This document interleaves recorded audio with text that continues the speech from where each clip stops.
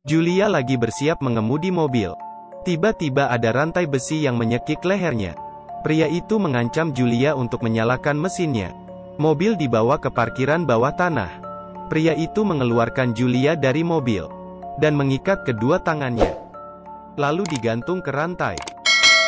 Kemudian dia pergi. Pria itu datang ke dalam kamar. Dari monitor dia melihat badan Julia yang seksi. Julia terus memberontak. Akhirnya dia jatuh dari gantungannya.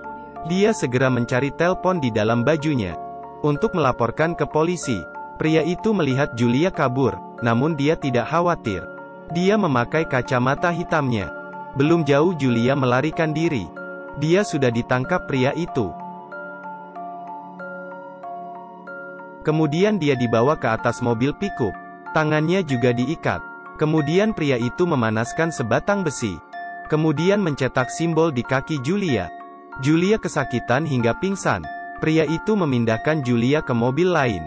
Kemudian membawanya keluar. Julia pun terbangun. Tiba-tiba sebuah kantong terbuka. Dalamnya berisi mayat wanita. Julia akhirnya sadar, dia bertemu pembunuh yang tidak waras. Mobil berhenti di kawasan sepi. Pria itu membuka lubang dengan sekop. Kemudian menguburkan mayat ke dalam lubang itu. Memanfaatkan situasi begini, Julia membuka kunci tangannya. Wanita ini ditangkap pembunuh yang tidak waras. Saat pria itu pergi, dia membuka kuncinya. Kemudian dikeluar dari belakang mobil dan masuk ke dalam hutan. Pria itu tidak mengejarnya. Dia mengeluarkan rantai besi dari mobil. Dengan ekspresi sangat senang, Julia bersembunyi di rumah kosong. Saat ini menelpon. Rupanya kabel telepon terputus. Pria itu sudah datang ke rumah itu. Namun saat pria itu masuk rumah, Julia memukulnya dengan sekop. Pria itu terpukul hingga terjatuh. Julia ingin terus memukulnya, tapi pria itu berhasil merebut sekopnya. Julia pun segera kabur. Dia masuk ke dalam satu kamar dan mengincu pintu kamar itu.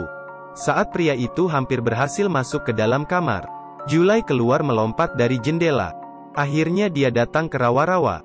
Kemudian pergi dengan sampan kecil. Melihat pria itu yang sudah mulai mendekatinya. Untungnya, Julia sudah sampai di darat.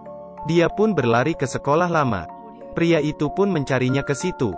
Julia mendapatkan 2 botol bensin dan bersembunyi di dalam kegelapan. Saat pria itu tidak memperhatikannya, dia memukulnya dengan kayu. Kemudian dia meletakkan bensin di kantong dan menutup kepala pria itu dengan kantong plastik.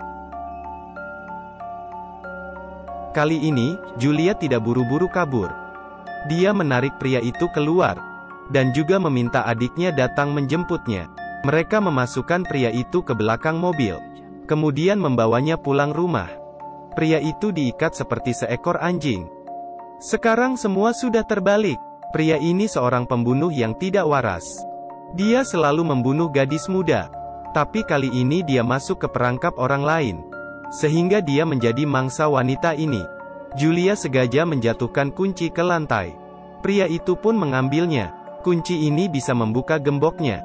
Saat dia keluar dari kamar, Julia menyerangnya dari belakang. Kemudian Julia pun segera kabur. Pria itu berusaha mengejarnya, tapi malah terkena perangkap di tangga. Dia berharap untuk menangkap Julia.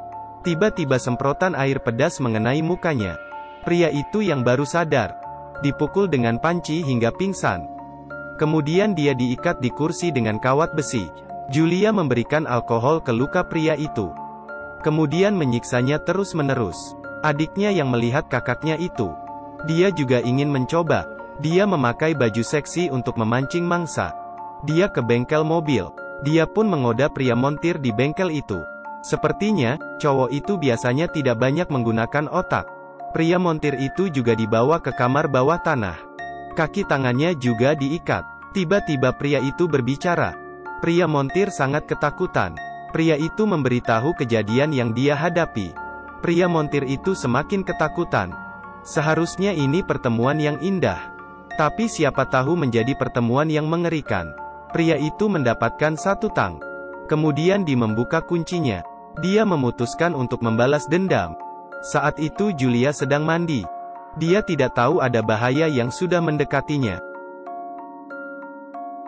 Adiknya tiba-tiba muncul dan menyelamatkan kakaknya. Kemudian dia memancing pria itu.